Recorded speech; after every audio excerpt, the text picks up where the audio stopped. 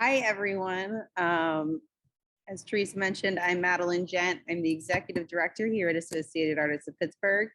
And before I turn it over to our awesome artists to take over and tell us about their work, I thought I'd take a minute and just introduce you a little bit to Associated Artists of Pittsburgh. Associated Artists of Pittsburgh is a membership organization, and we are the second oldest artist membership organization in the country.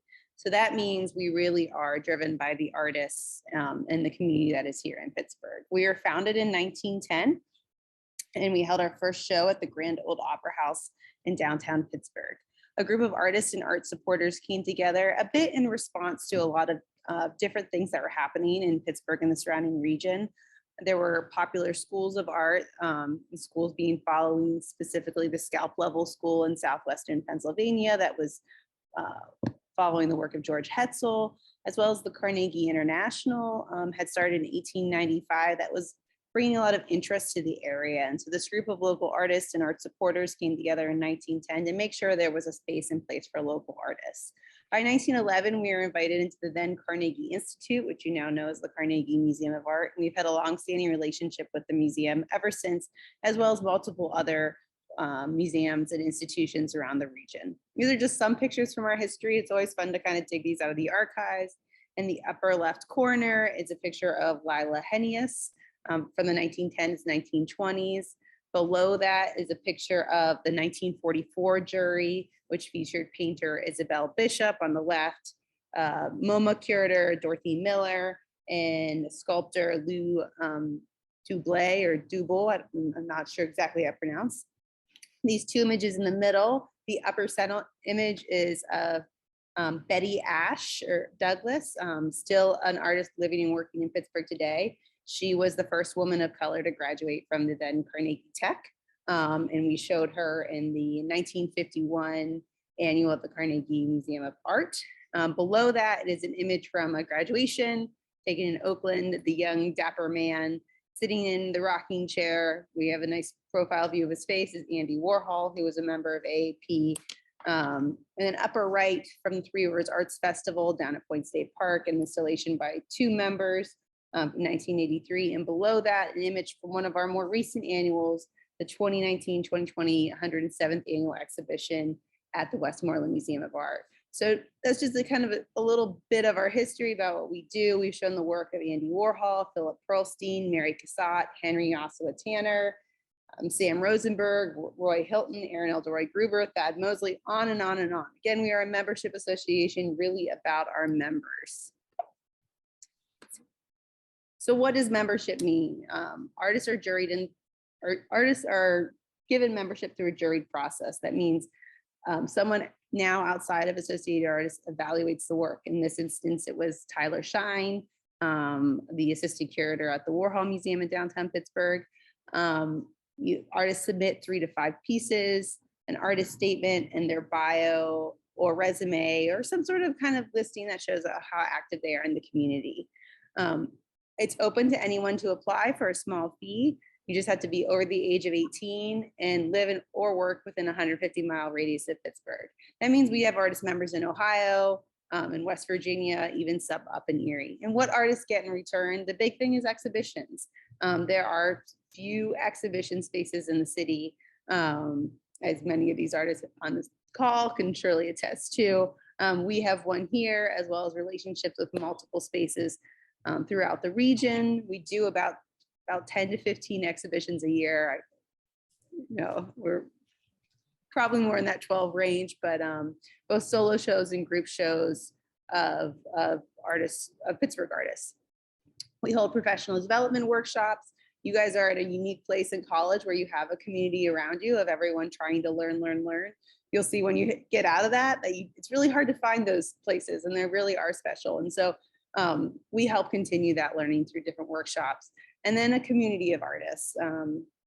It's just really wonderful. We have over 600 members, and the way in which our artist members support one another, help one another.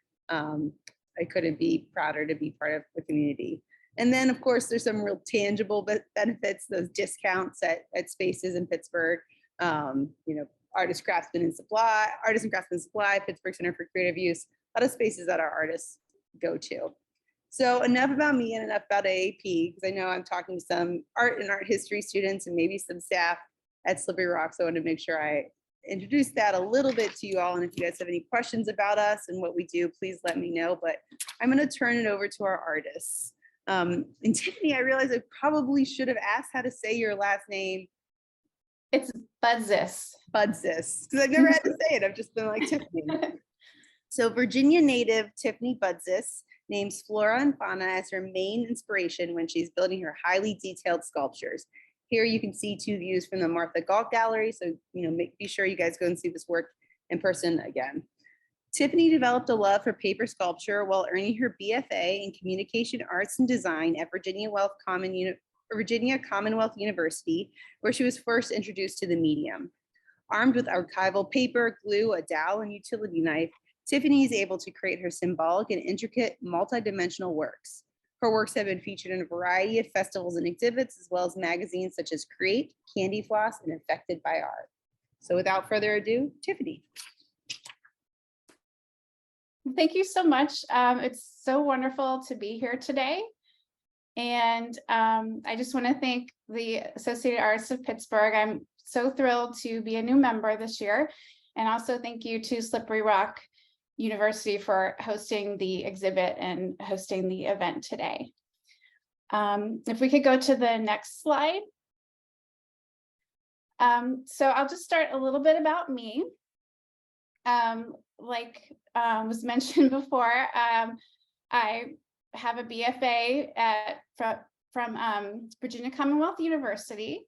So I majored in communication arts and design, and my emphasis area there was illustration, but we learned design, photography, a little bit of everything. And I started out my career as a graphic designer and art director, and I did that for many years full time and did artwork as well. We moved to Pittsburgh about 3 years ago, so that's how I ended up here for my husband's full-time job. So currently I'm doing my studio practice, I teach workshops, and I also have an online website and gallery that I run along with my husband. He's also a painter. And I'm a mom to two girls, ages 11 and 7, so they are keeping me pretty busy as well. Let's see. So if you look at the picture on the right, that is an example of some student work that I did. We had an illustration class, and this was a book cover design. So we were able to choose the book we wanted to do, and I chose 20,000 Leagues Under the Sea. So this is one of the, I would say maybe 5th or 6th paper sculpture work that I had done up to that point. I was introduced to paper sculpture illustration and paper sculpture techniques at a class at VCU. And I had a wonderful professor named Chuck Scalen, and he brought in a bunch of different books for a project that he wanted us to do for a dimensional illustration.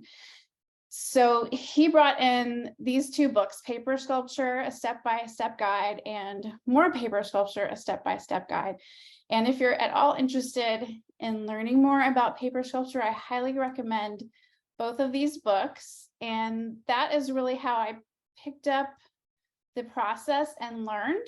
The books kind of give a step-by-step guide with different artists and show their different techniques on how they make paper sculptures. So there are artists that they paint the paper, there are artists that do more sort of folding, there are artists that use colored paper, there are artists that use all white paper. So it's really interesting to see the different techniques there. And again, with the books, and then lots of practice, trial and error, experimenting, all those wonderful things we do in the studio. And that's how I got started. And for me as an artist, paper sculpture just really clicked with me. The medium just, for some reason, everything was turning out really well. And as a student, I know when you're working on stuff, you might do a colored pencil piece, you might do a pencil drawing, you might do oil painting, watercoloring, you're trying all different kinds of things. And, I had a lot of things that were good, and I had a lot of things that were not good. And for some reason, just very consistently, the paper sculpture pieces were coming out really well for me. And so I was encouraged by my professors to focus on that medium, and that ended up being my entire senior portfolio was paper sculpture. And we can go to the next slide, please. So a lot of people ask about my process. And a lot of this, again, I learned from the books, as well as just a lot of practice on my own and what seems to work best for me. So a lot of the time I will start with thumbnail sketches, just tiny sketches. I'll maybe have an idea in my head of what I want to do, and I'll try out different combinations, and they're really rough, loose sketches just to try to nail down a composition or an idea. And when I land on what I want to make, then I'll make a final line drawing. And I usually will do that on tracing paper, and I'll make it 100% of the size that I want to make it. And it might take a few different layers of tracing paper before I get the final line drawing just the way I want. But that becomes the pattern for creating everything. So I try to get the line drawing nailed down as closely as possible to what I want the final artwork to look like. And from that, I use that as a pattern. And so I will use a graphite transfer paper, and I will trace the shapes I want to cut out onto the back of the paper that I'm cutting out. And I will cut out the paper shapes. I usually use a number 11 blade. Sometimes I'll do scissors, but mostly a number 11, like an X-Acto or Excel blades. And for the shaping of it, as you can see in the third picture, I use a wooden dowel, and that curves the paper and gives it the shape. And I also do some other techniques sometimes, like scoring. So I will use the blade and just cut part way through the paper, so it makes a crease, and you can bend it and get a nice sharp line, but you don't cut all the way through the paper.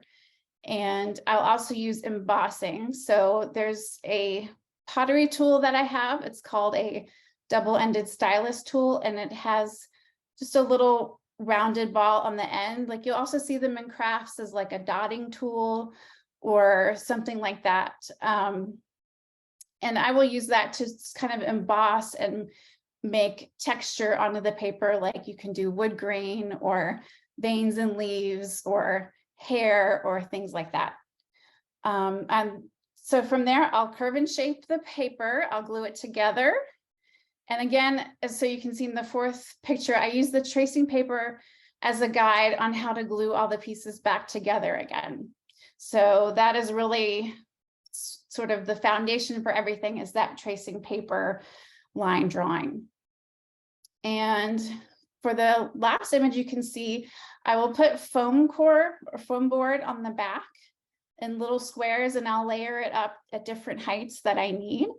And that I will glue to the background, and that gives the added dimension to the pieces. And I listed some favorite supplies. A lot of people ask me about what kind of paper I use and things like that. I use a lot of the Canson Metiens and Fabriano Tiziano papers. So you'll see those at the art supply store in the big racks of like rainbow different colors. I like to use Excel blades, number 11 blades, and their handles. X-Acto blades are great too, but Excel has been really kind, and they share a lot of my work on Instagram. So I've been using a lot of their stuff recently, because when I tag them, they'll share my work sometimes.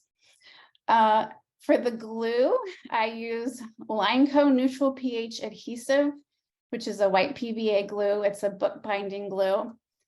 And for the background, I use Crescent Perfect Mount board. So that's basically either a foam board or an illustration board with a layer of sticky mounted to it already. So I can peel that off and I can stick down any color of paper I want on there, and that will be the background.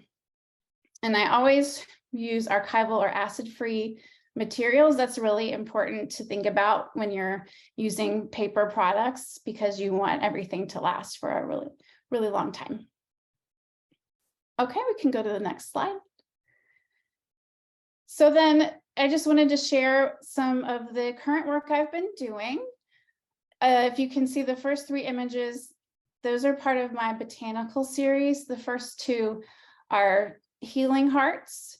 And then the third piece is called Deep Breathing, which is a partner piece to Bleeding Heart, which is the art that's in the exhibit right now. And all of these are inspired by healing and growth. I'm really fascinated by Mother Nature, going out into the woods, seeing little sprouts and mushrooms and things growing. And it's really quite amazing about, even when you cut down plants or cut down a tree or anything like that, it comes back. Like Mother Nature is, doesn't give up, even, from loss and decay, new life springs forth. And that's kind of what these pieces are about. So they're a lot about growth and healing. And then I also have a series about, I call it the Dream Clouds Landscape series. So these are more about inspiration, dreams, and just how growing up in Virginia in the Shenandoah Valley, I was really inspired by the big clouds and the mountains and the scenery and everything around. So that's what those pieces are about. And I also do commissions here and there. And let's see, if you would like to get in touch, you can find me at my website. My Instagram and TikTok is there. I'm on Facebook. Feel free to reach out if you have questions about anything, or if you just like to connect. And yeah, thank you so much for having me at the Artist Talk.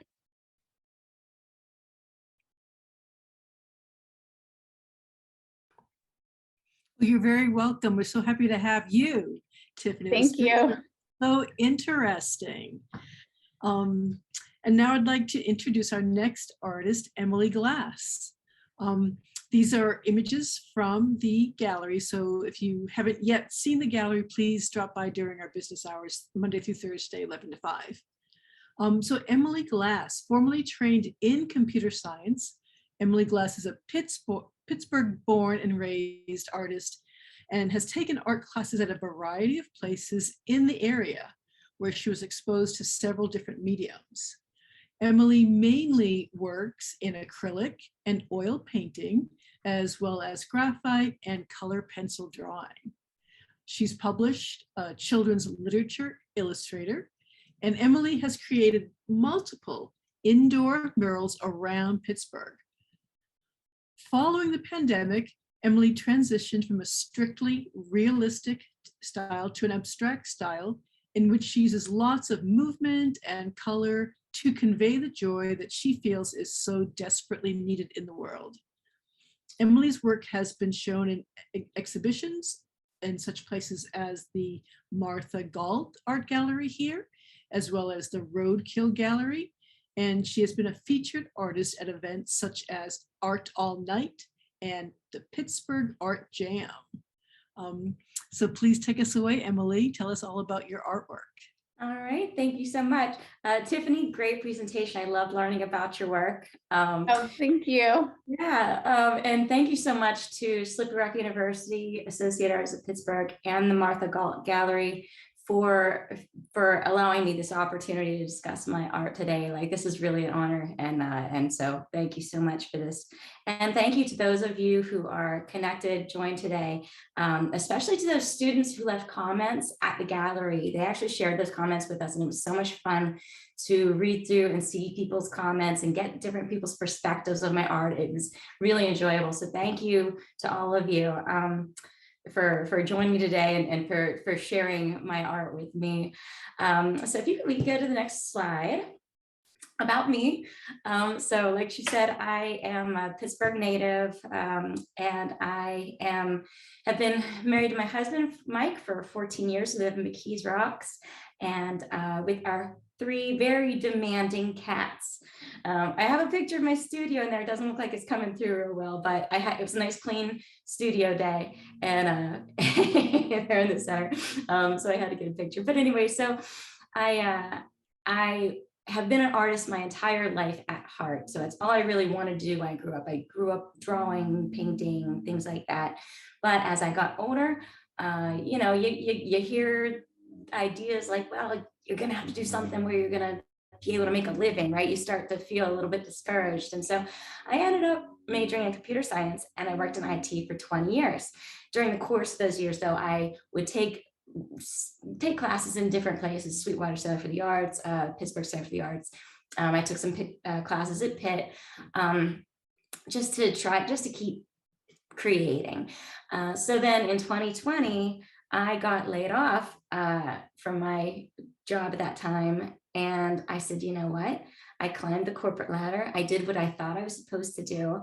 I'm going to do this now. I'm going to be an artist full time and see how long it can last, see what I can do, see what I can accomplish. In addition, as Teresa said, I used to be a realistic artist. I always would paint off of pictures because I felt it was safe. I didn't have to worry about somebody getting an abstract, right? Well, you know what? It was an eye-opening experience in 2020. I said, you know what? I'm going to do what I want. I'm going to create what I want. And if somebody doesn't get it, they don't get it. It just wasn't for them. It's okay. Other people might. It might speak to them. So, so that's how I ended up becoming a full-time artist for the past few years. So if we go to the next slide. So this is Blind Eye, which is on exhibit at the Martha Galt Gallery right now. If you haven't seen it yet, please check it out. I hope you want to after this talk. So the inspiration for Blind Eye is that in July of last year, I actually had MS. And in July of last year, I went blind in this eye, completely blind. So here I am. I just decided I'm going to be a visual artist. Finally, my dreams are coming true. And then I lose vision in one eye. Like, what? So as I was recovering, and I have recovered most of my vision in that eye now, but as I was recovering, I thought, how would I express this and how would I paint this experience and what I'm going through?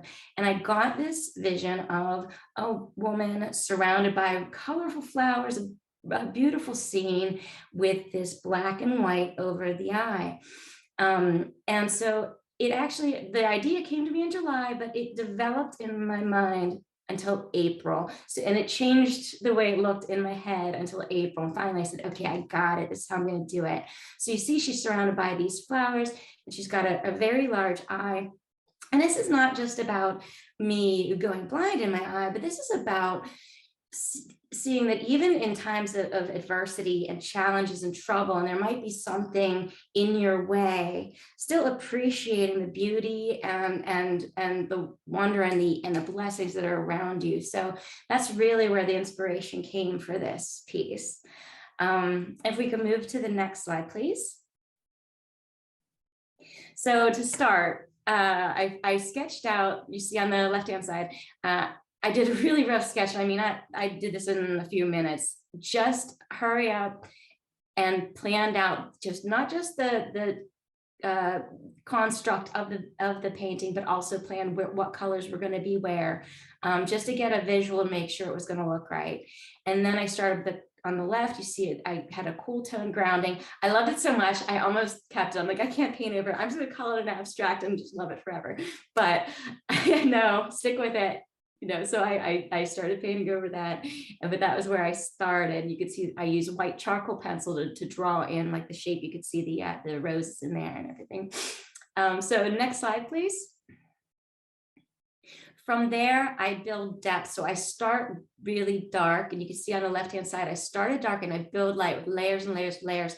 And I feel like it builds a lot of depth. And one trick I like to use when I'm doing this is take a picture of the painting I'm doing and make it into black and white. So you can see on the left-hand side, the left black and white, she was very flat and kind of muddled. And so I thought I was, ooh, close to done. No, I wasn't.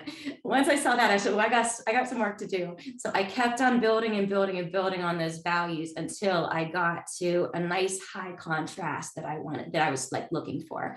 So that's a nice trick that I like to be able to give you a different perspective of the work you're doing. Because sometimes you're working on a painting for so long that you kind of, you got to step away from it or take a different perspective of it to really look at it in a different way and see what it needs to change. Next slide, please.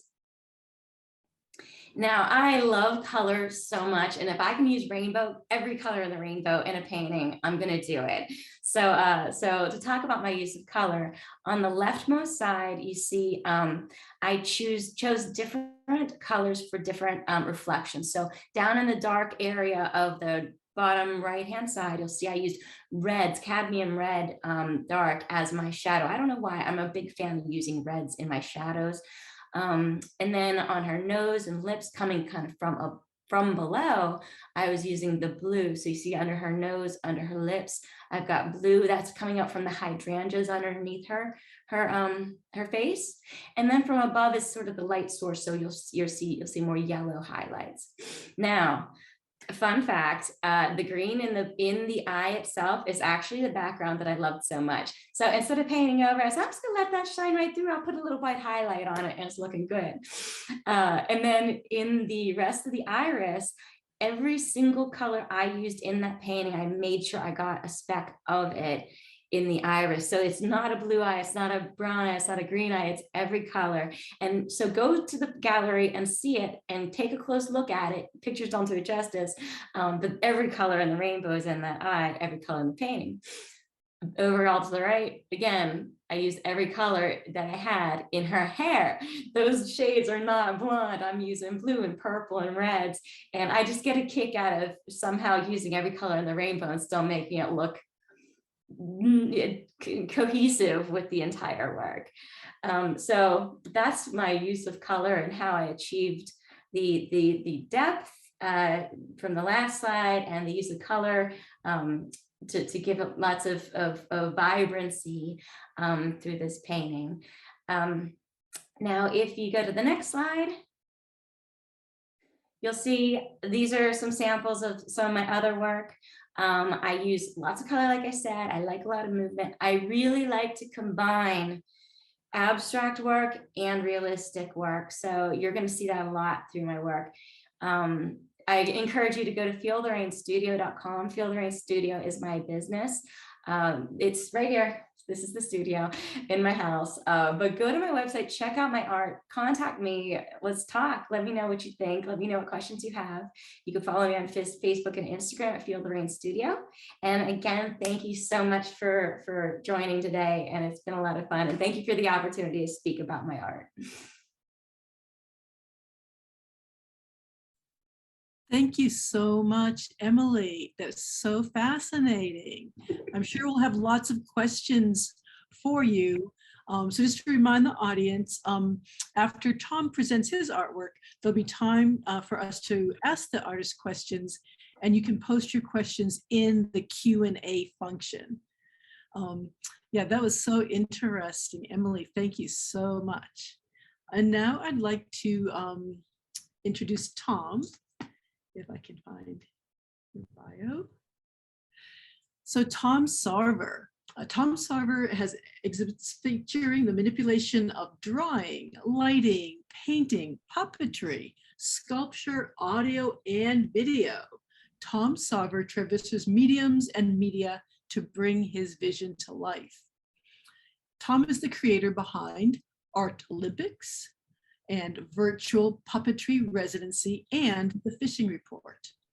Tom received his BFA from the Tyler School of Art at Temple University, and he later attended SUNY Purchase to receive his MFA. Working in installations, events, and public art projects, Tom centers his diverse artistic efforts on social interactions and communication. Tom is a Pittsburgh-based artist with works and collections featured in the Carnegie International, the Mattress Factory Museum of Art, and the Three Rivers Art Festival, with new experiments on the horizon. So Tom, I cannot wait to learn about your artwork and process. Thank you so much, Teresa, and Slippery Rock University, and thank you, Madeline and AAP, and thank you to Emily and Tiffany, inspiring presentations for both of you. So can we start with Puppet Parade, my first slide? Okay, this is the piece that's in the show, and these paintings came about during the pandemic. And before the pandemic, I was doing a lot of social projects. I like to gather people together for art events, whether they are puppet festivals or artists doing various competitions. I call them Art Olympics. So this idea came about as I was in my studio during the pandemic, and I was thinking back to my earliest time in Pittsburgh just after graduating from art school. So this is way back in 1999, history painting, and thinking about a puppet festival that I was involved in on the south side of Pittsburgh. And it was a very exciting time on the south side. Artists were starting to move there and moving into old buildings. There was a building called the Brew House on the south side that artists had been occupying for several years, and they started to build gallery spaces and artist living spaces within the building, and they were starting to build a theater. And as soon as I arrived after school, I met a crew of people that were trying to build a national puppet festival. They wanted to bring cutting edge experimental puppetry to Pittsburgh from all over the place. And none of us really knew how to do that. So it was a learning experience for many of us. We were, young and wanting to bring something really cool and exciting to Pittsburgh. So we looked for puppeteers. The internet wasn't really, it was kind of, just emerging at that point. So we were trying any way we could to find performers. You can see in the picture, there is a giant, kind of like a robotic puppet outfit maybe. And that character was a group from Australia. They had a maybe 20-foot puppet costume that they packed into suitcases, and they arrived, and we were completely surprised. They had the giant robot puppet, and they also had a 25-foot woman walking down the street with a shopping bag and a cane. And these were just really great kind of spectacle things that we did parades throughout the South Side. We had performances. Art and music were combining at that point on the South Side. Punk rock musicians, jazz musicians were converging on the Brew House and joining in for these events, these puppet festivals. This was something that I did every year for 10 years. I was involved as an organizer, as a performer, and I was also doing my paintings and drawings at the same time as well. And I eventually moved in and lived in the Brew House. And so, if you are at the gallery and you could get up close and see the details, I've tried to paint the little studios of all the artists in the windows of the Brew House building. And the Brew House is still there. It has changed a little bit over time. It is not as wild as it used to be. When I was there, I had to kind of put my own plumbing into my space to put a heater in and everything. And I was like learning all these wild things that artists do. I always tell young artists, if you can, try to move to a city and try to, it's where you'll find, great network of people. And, sometimes it takes a while to find the right people, but I think, have an adventure when you're young, when you're just out of school. I don't think, at this point in my life, I don't think I could take living in a place like that, but it was so exciting for me as a young artist. So let's go to the next slide. This is the interior of the Brew House. And when I first saw the room, it was a room where metal workers were grinding metal and building big metal sculptures. And they wanted to convert this dirty metal shop into a puppet studio to bring in puppeteers from around the world. And I thought they were completely crazy, but I worked with them. And we ended up building a nice little theater through donations from many different people in the community. One of our collaborators on the project found 150 theater chairs in the dumpster of a university in Pittsburgh, and we cleaned them all up and we mounted them all. We built, we learned some carpentry skills. We built theater risers, and for me, this was just it was a wonderful community event. This is years ago now, but just a couple weeks ago, I ran into a man who always brought his children to the festival, and I said, hey, I remember you. You were always there. You always brought your family, and and he said like this was a big thing for them, and for me, like, going back to my first comments, like, art is such a social thing. It's something that I like to build it around events, whether I'm actually making objects or doing an event. I think that the social aspect is a big part of it. The puppeteer performing here is Blair Thomas, and he's a world famous puppeteer now. He's from Chicago, and he was kind of switching gears from working with a big theater company in Chicago to solo puppetry back in 1999 and 2000, when the time that I'm documenting these memories. Blair came. We didn't know what to expect. He didn't know quite what he was going to be doing, but he experimented with a puppet on each hand. He also had various apparatus that he would attach to his body as props. It was so inspiring. It was just great to have world-class puppetry in the midst of people who were just, a lot of them were seeing puppetry for the first time, and professional puppetry, a little bit different than what you'd see like on Sesame Street or a children's TV show. It was kind of cutting edge puppetry that was kind of on the border of just really professional theater. He would speak to his puppets, and often he'd have 3 characters interacting on stage. So during the Black Sheep Puppet Festival, we would put emerging puppeteers, companies from the south side of Pittsburgh, young artists, we would put them on stage in the same lineup as the world-class puppeteers. And that really gave people a lot of confidence. And sometimes it was terrifying, but to be on that playbill with these artists from around the world that were arriving for this thing was really fantastic. And it was kind of the spark for a lot of artistic activity on the south side of Pittsburgh between 1999 and 2008. So today I'm looking back at all of these memories of these puppet festivals and events, and we didn't document them very well. I have photographs of some of these things, but I have really crisp memories, and that's how I'm able to make the paintings. I sit in my studio and I will doodle. I'll make a little drawing of Blair Thomas performing in the garage space of the brew house that was transformed into a theater, and then I will quickly paint it, just the best I can from my memory. The same with the puppet parade painting. I'm thinking about that memory, all the people that were there, the people that I still remember vividly in my mind, and I try to capture as many details as possible. So today, when friends come to my studio, they say, "Oh, that's me," or "That's me."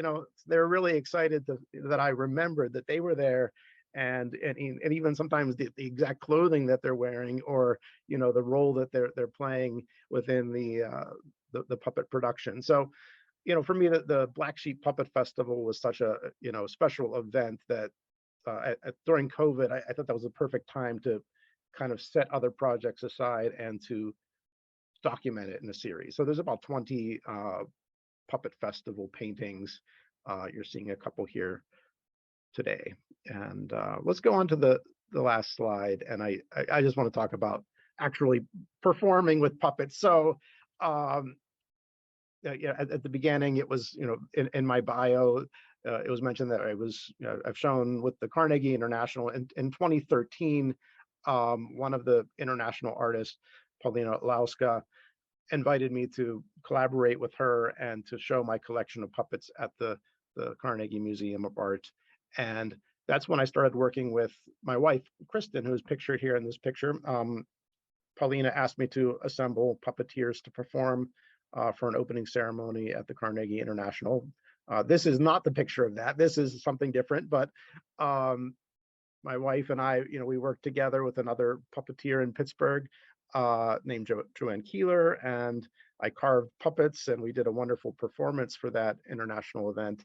And since then, my wife, Kristen, we got married after that, and we will appear on stage performing with puppets from time to time. So this is a performance called The Farmers and the Bugs, and it's kind of about my annoyance with all the garden pests that wreak havoc on my my vegetables in my vegetable garden. So I was not trained as a puppeteer. I started making puppets way back in art school when I couldn't find people to model for me. I would cut out plywood puppets and pose them in different situations. And one day somebody said, why don't you perform with those? And I've been performing with puppets ever since. So my puppets are often rough. They come in all different shapes. Sometimes I sew them, sometimes they're paper mache, sometimes they're wood. For me, like having that immediate idea and getting it out as quickly as possible, whether it's a stink bug or the farmer, just getting the main features of his face, like the big eyes, that was really important. Props are very important. I'm not the type of puppeteer that likes to hide behind a stage. I will often, run around through the audience, or sometimes a stage is necessary just for, kind of hiding other puppets when they're not being used. You can, have a little barrier, but I have no problem with being, out in the open performing, directing the energy of performance into that puppet character so that people focus on it, but they can still see, what I'm doing and how I'm controlling things.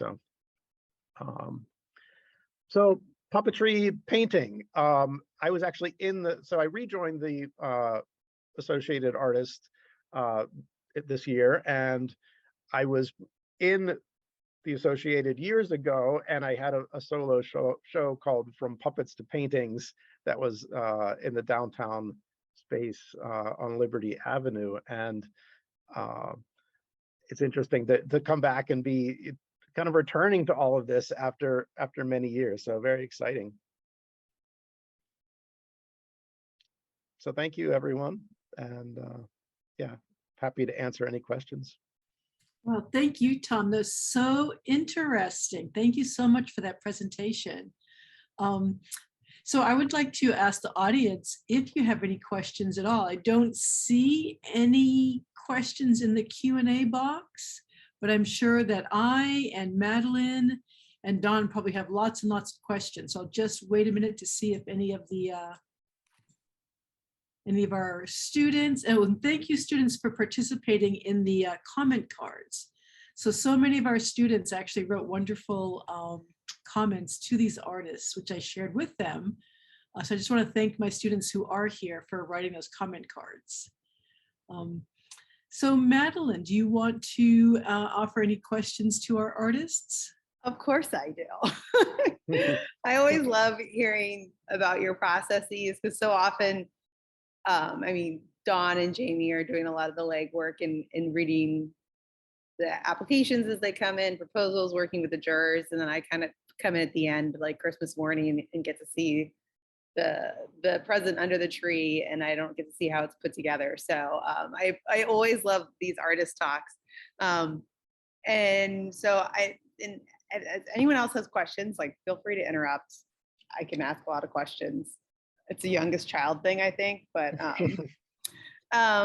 Tiffany, I wanted to ask about your use of negative space, specifically, like, because you're cutting through this paper, and so that whole process that you were going through, I just found it so interesting because you use a lot of white, and it goes on white background, so it's almost as if like you're playing with negative space in a really interesting way and with shadows. And I was wondering if you could speak to that a little bit more, like that interest in white. And I'll like scroll back a little bit, if I can.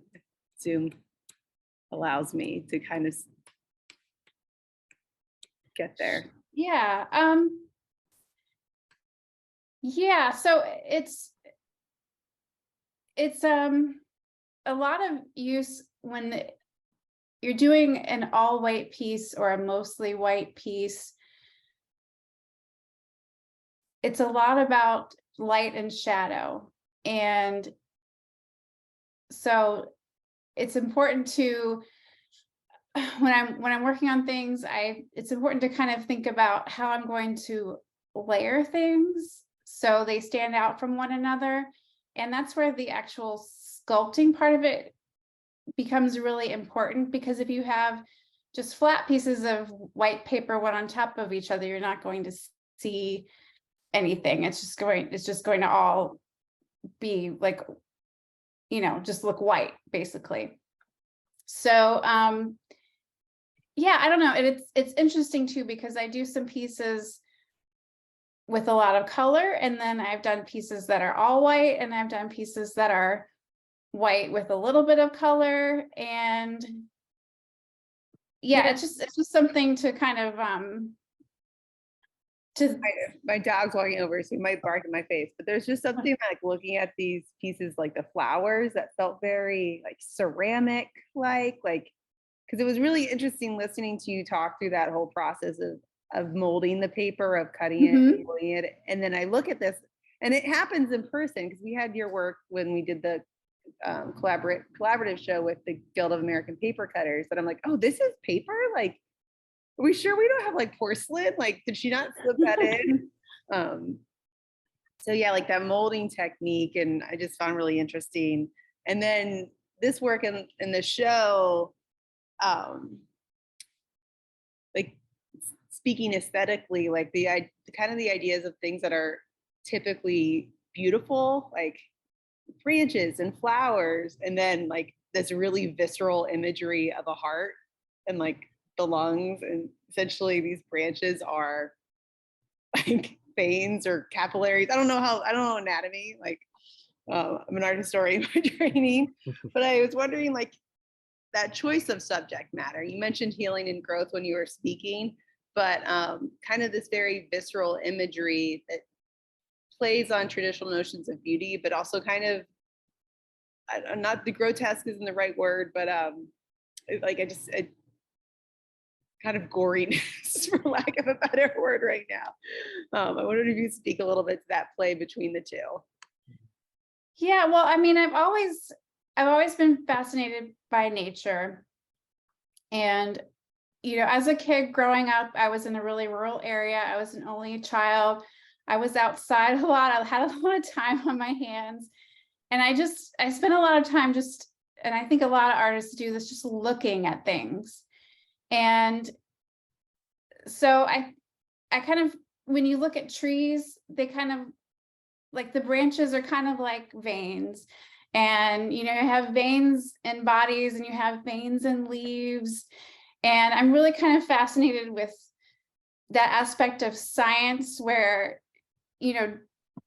even plants and animals, and we all have a lot of similarities in common, like with our bodies and our structures, and like skeletons and bones, and then like, I don't know, I feel like it all kind of flows together in like a really cool, just fascinating way, like really fascinating to me. So no, it yeah, reminds me of, like, trying to think of the whole evolution of coming up with that idea. So I had done a commission for someone, and it was actually their wedding bouquet, and they had the color palette it was mostly white and greens. And so I did that flower piece, and I was really fascinated with the mostly white, but with just touches of color within the piece. And from there, I also have like a fascination with mushrooms and things like that. So I did just just inspired. I did a anatomical heart piece similar to the ones shown here, but on a larger scale. It was a 16 by 20. Those two pieces there are small, they're 5 by 7. So I did a larger piece, and I did mushrooms growing out in ferns, which was inspired by the bridal bouquet had ferns and things like that in it as well. And from that piece, I ended up doing the series. And so then the second one was Bleeding Heart, which is in the exhibit. And then this third one I did is the one here called Deep Breathing. And that was pretty interesting because I had come up with the idea with the lungs, and I had the sketch done. And then that was right before COVID started. And so I worked on this during lockdown, and, you know, it really, like, emotionally, with the lungs and with COVID and people that were going through so many health problems, and, you know, just feeling scared, but also, like, you know, needing to heal. And that just happened to be a coincidence of that, but going through that and lockdown, and, you know, just all the stress and everything people have been through, just the thought of, you know, we're kind of in that, like, we're still dealing with it, but we're almost in that healing phase now where we're trying to get past it. And a lot of things have changed, but, you know, we're trying to grow back again, in a sense. I feel like that's kind of what's going with the future work that I'm exploring. Yeah, no, I really liked it. I was like thinking when you were showing these of kind of like a walk through a cemetery on a pretty day, which I know sounds really dark, but like Pittsburgh, we don't have a lot of public parks. We have a lot of cemeteries. I love stuff like that. I love Tim Burton and Nightmare Before Christmas, and what's the other one? Frankenweenie, I think it is, with the dog. Yeah, I love creepy but beautiful stuff like that. I see we have some questions in the chat. So Teresa, if you want to interrupt at any point, because speaking of like things that you're looking at for inspiration, Emily, what are you looking at? Like, what are you reading? What are you watching? Like, when we met prior, you mentioned pulling kind of inspiration, like not being able to be pigeonholed as an artist. And I was wondering if you could speak to that a little bit, especially like with this on the screen. Yeah, so I mean, well, like taking a look at the screen, a couple different places I get inspiration from. For instance, the one all the way on the left, the girl with surrounded by the paint. The story behind her is that after I got laid off, and I thought about when I was working full-time and climbing the corporate ladder, there were years I didn't pick up a paintbrush. I let my skill, my passion, a part of me, I put it on hold. Just to get laid off, it felt insulting. And so I thought to myself, well, how would I paint how I'm feeling right now? And so what you see, that girl on the left, in the background, you can't see it in the picture, but what you're seeing back there are ones and zeros in the background, which is symbolic of, and she's tied up with network cable. Hard to see in the picture, but in person you can see it. But that's symbolic of both being tied to technology and always having to be connected, and kind of being bound to that and stuck in that. And she's surrounded by spilled paint she never got to use. And how tragic is that, right? So the inspiration for that was personal experience, and just really having an emotion that I wanted to get out and needed to get out, and it was very therapeutic. And then I was ready to move on once that was done. But other times I have visions. I meditate. I try to meditate every day. I meditate, and sometimes I have visions when I meditate. Like I don't know. When I'm falling asleep. Like I'll be falling asleep, happy, happy, happy. Then all of a sudden I'll think of something, and I have to wake up and write it down so I don't forget it in the morning. I get these ideas when my mind is clear. It's like when your mind is clear and calm, and not busy with what's going on around you, then it's like stuff bubbles to the surface. So I think that those are my biggest place of inspiration are feelings, and like just the whatever's going on in here that I don't even know about until I shut up and listen. Yeah, no, it's in your talk, you talked a lot about color. It's almost as if color is the subject of the inspiration. It's like where the outlet for all of this color can go to. Well, I'll tell you, like, I love color. As I already said it, I love color. But I saw a question in the chat about, have I always been inspired by color, or have I always been a fan of color? Growing up, and to this day, I'm a middle-aged woman. Somebody asked me, what's your favorite color? I say rainbow. Now, I talk to kids in my events about my art and stuff, and I'll ask them, what's your favorite color? And some of them tell me that. I'm like, me too. But I don't know any other adults that actually give that as an answer. That's just, I'm like that. But okay, when I was little, when I had crayons, if I wanted purple, and if I had to pick one, purple would be my favorite. But when I wanted purple, I didn't use the purple crayon. I used blue and red, both of them together, because I thought that was a nicer shade of purple than the purple crayon. You know, I was just always kind of in touch with color, and I look at things around me, trees, leaves. I'll lay in the grass and just see, like, well, how many shades of green am I seeing here? If I were to paint this, what would I paint? How many colors would I use? You know, so I'm always just I've got like always this artist eye of thinking, how would I paint this? And the first I entered contests when I was in school, all through school, visual art contests. And my very first entry in first grade was the theme was, what sparks your imagination?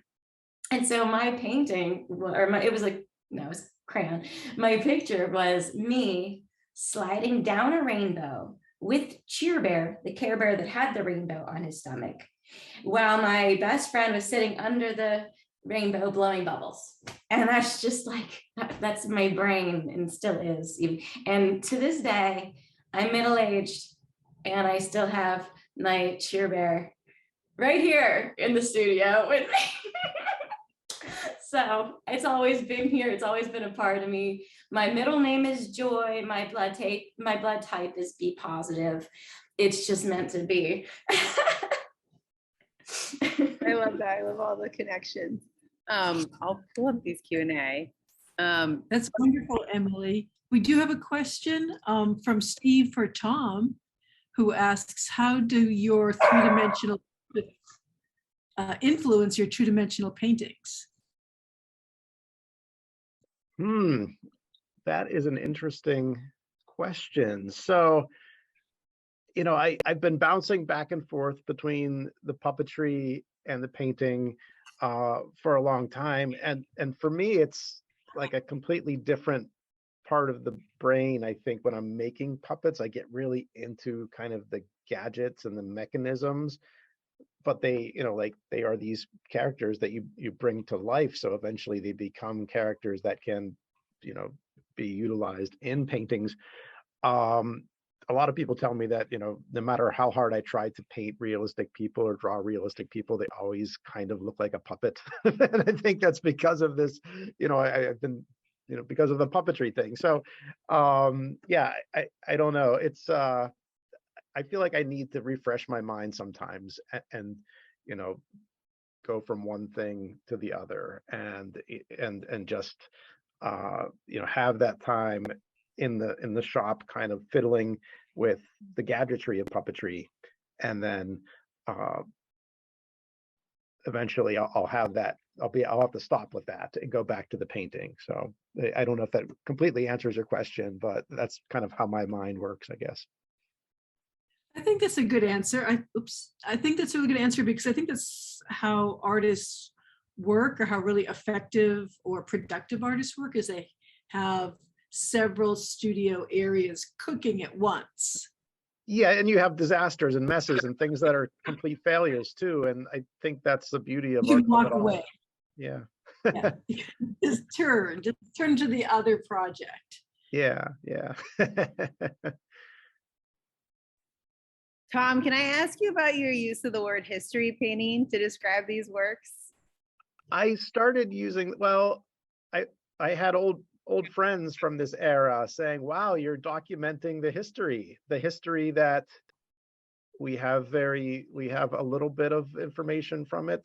There are some video clips and some paintings, but yeah, I don't know. Like you see history probably in a slightly different way, right? Well, As I mean, an art historian. I love that, like the idea of Okay. history painting in the late 20th century, because it's something often when we think of history painters working today, we think of, I can't think of the guy's name, but people in Pittsburgh love him. He did like the painting that the statue of George Washington and the American Indian on Washington on the Mount is based off of. Yeah. He's like done a bunch of those in the French and Indian War, Yeah, like yeah. Napoleon, or like the American. And we think of history painting, and we think of like the way in which we tell who we are nationally or who we are culturally. Yeah. Well, you know, for me, this period, like from 1999 or like mid 90s through like 2005 or six, like I felt like there was a real art movement on the South Side that really hasn't been studied a whole lot. And perhaps this series of paintings might like spark more. I think, like there was a mix of, writers and musicians and people living in artist lofts and things have changed in Pittsburgh since then. Like I think a lot of that has gravitated to the East End and Garfield, and perhaps someday somebody will start making paintings about that neighborhood. But yeah, for me, like this is like where things started, and I feel like I need to document it the best I can with the paintings. Yeah, because it's interesting because when it's like a story or a photograph or even a video, it has the feeling of ephemera with history, of like something that we can set aside, but we put a painting up on the wall and we live with it and we see it every day. So the idea of doing that, I just really liked when you mentioned that. And what are Hunter's asking all the artists, if you are looking at specific artists in your practice, are you looking at other professional artists? Who are you inspired by?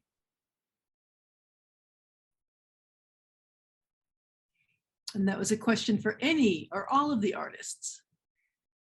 I guess I'll go first. I have a lot of people, and this just speaks to, I think, the new way of the world now. I have a lot of people on Instagram that I follow, and I am just inspired by their work on a regular basis. And that's where I get a lot of energy and inspiration from seeing different works from different people and what they're doing and different ideas of different things you could be doing with paint, so I think that maybe in my youth, you'd be expected to say Renoir, Monet, and I would have, but now we have such ready access to so much talent. It's all right there in front of our face. It's amazing. We didn't have that 30 years ago.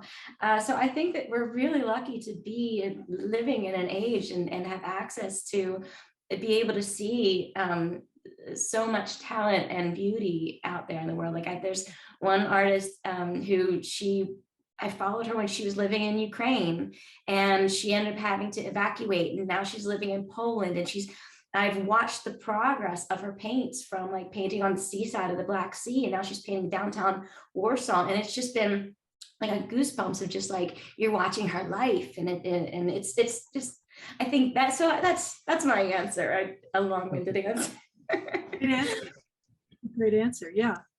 Anyone else, Tom or Tiffany? Yeah, I have a number of favorites, as far as painters go, like Nicole Eisenman and Peter Saul and Philip Custon. But, going off of what Emily was talking about with the internet and just the accessibility of things around the world, during the pandemic, I set up a network for puppeteers internationally called the Virtual Puppetry Residency. And puppeteers were just wanting to connect and perform and create new work for each other over the internet. So I was working with puppeteers of all different levels, from beginners to, top tier puppeteers from Paris and London and South Africa and India. And yeah, the internet and things like Zoom made it possible to share ideas and just to find all of these artists that I didn't even know about. So yeah, the world has changed so much, and with every new bit of technology, it seems like it's opening up more opportunities for us. Yeah, I would agree with Tom and Emily on that. They're just being on Instagram and scrolling through, and I'm finding new artists, just so much just visual, just goodies just to like look at, just so much great stuff out there. So I don't know if you're familiar with the Jealous curator, Danielle Christa. She does a newsletter. So I subscribe to her newsletter. So every day she sends a new artist, and just this week there was a Polish, I believe she was Polish, muralist, and she did these amazing murals, and it was just lace, but it was all up on the side of a building. And I was just, I mean, that like just seeing the intricate lace, but you looked up close and she's spray painting the lines, and it was just amazing. So, definitely check out her blog and her website, because she has so many great artists that she shares on there. And then Madeline, you were talking about like kind of my inspiration. Another thing I thought of was Emily Dickinson. I'm a huge Emily Dickinson fan. And even as a teenager, like the 90s teenage angst and reading poems about death and decay, and I still love that stuff, and I think that kind of shows through and some of what I'm doing too. So yeah, I read some quote once that was like, the way the 20th century became obsessed with like sex and like all like erotica and all that stuff was like 19th century and death. Like they were like, that was like that thing that everyone was talking about and stuff. There was another question for all the artists. What projects or pieces are you working on now, and what's coming up next? And that's from Lauren. So for all of you. Well, I could go. I'm working on some more of the hearts. I've got some tracing paper, drawings lined up. I've got one kind of in process here. And I'm also going to be doing some workshops with Contemporary Craft coming up next year. So those will be landscape pieces, and we'll do seasonal landscapes. So there'll be a spring, a summer, a winter, and a fall landscape workshop. So that's what I have planned coming up right now. I'll go next. I have so I have a few pieces right now that, well, I thought were finished. I walked away from them for a year or two, and I'm looking at them and I'm going, oh, no. I've got bigger ideas for you.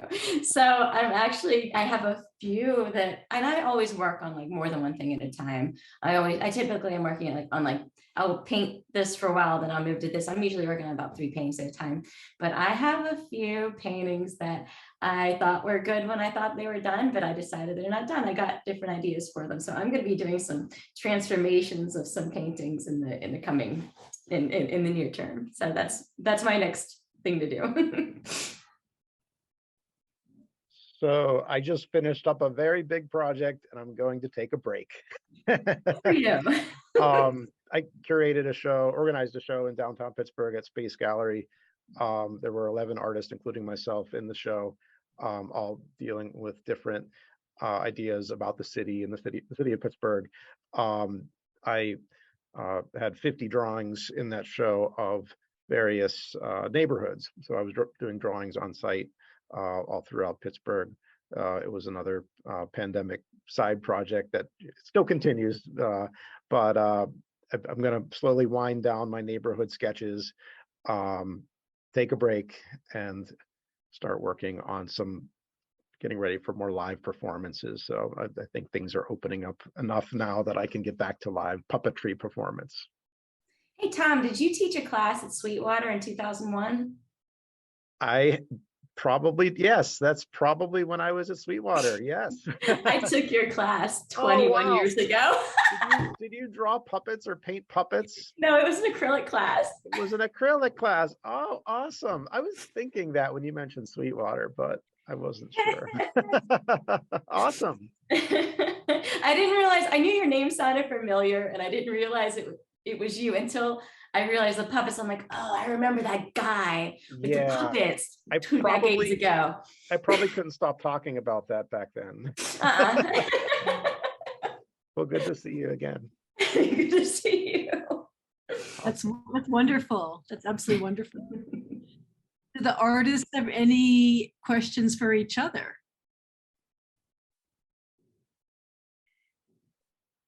I'm just curious I'm just excited to see everybody's work, in the future going forward with AAP and exhibitions coming up. Yeah, this has been a lot of fun, and I love how diverse, like each one of us were so different from each other. And so that was pretty neat. And I don't know if that was on purpose or not, but I certainly appreciated it because I really liked hearing about both of your works. Yeah, I really enjoyed hearing just everyone's inspiration, and it's just really refreshing to hear what inspires everyone and to get to talk about it and yeah, just to network with more artist-minded people. I'm fairly new to the area. I've been here 3 years, and so it's great to meet more fellow artists in the area. Welcome. Thank you.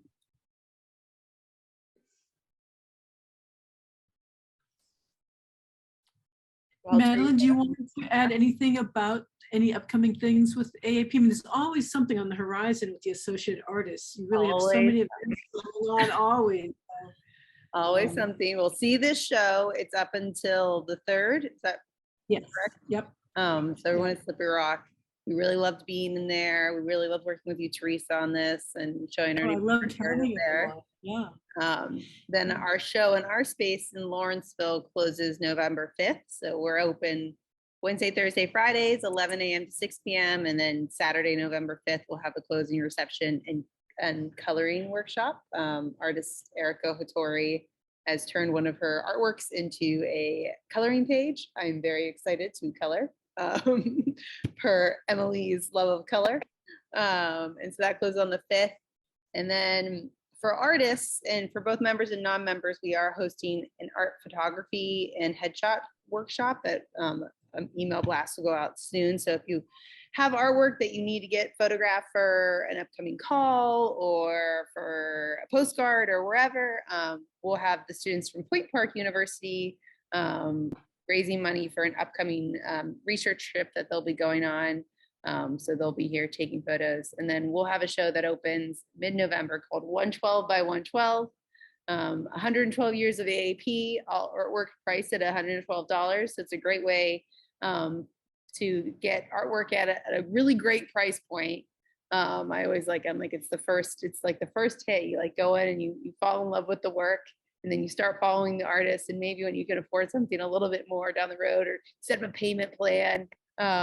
But it's a great way to get to see a lot of work by Pittsburgh-based artists and at a singular price point, but also celebrate 112 years of Associated Artists of Pittsburgh. So that gets me to mid-November, I think. I don't know, Dawn. That's a lot between now and mid-November. Oh my goodness. It's a lot of work. Well, thank you again, Madeline. Thank you. Thank you to all artists. It was so fascinating hearing about your work and your ideas and how these things come into being. I had no idea. So it's so great to hear all the processes and ideas behind them and your history. It's so interesting. And thank you for being part of the exhibition at Martha Galt Art Gallery. And thank you, Madeline, and everyone at AAP for joining with us to bring these artists up to Slippery Rock University. So it's been a real benefit for us and a real pleasure for our students. So thank you for the opportunity. This was great. You're so welcome. So welcome. Thank you. Thank you, everyone. Thank you, Tiff.